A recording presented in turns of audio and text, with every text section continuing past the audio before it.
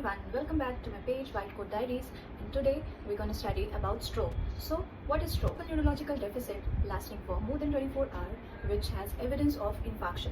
So basically we have to divide stroke and TIA. So what is TIA? It is a neurological dysfunction caused by brain or retina which lasts less than 1 hour and it has no evidence of infarction.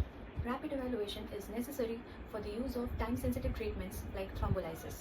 Also calculate the ABCD squared score, which predicts the risk of stroke following TIA. Identify the stroke signs by using the mnemonics BFAST. Initial assessment is done by ABC, airway, breathing and circulation. Also look for vitals or the patient is in hypo or hyperglycemia. Perform a quick neurological assessment by using NIHS score for prognosis, diagnosis and providing thrombolysis to the patient.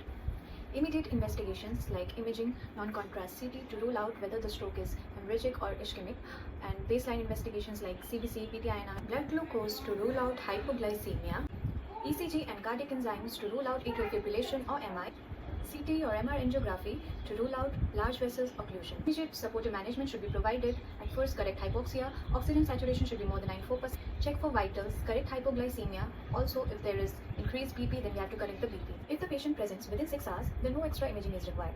But if we suspect TIA, then we have to do diffuse weighted MRI to rule out stroke.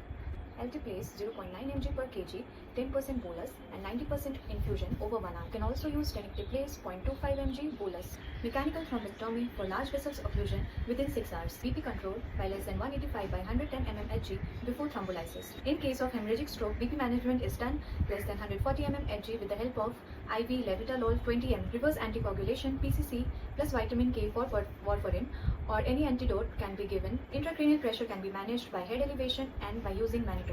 Rehabilitation and secondary prevention can also be done once the patient is stable.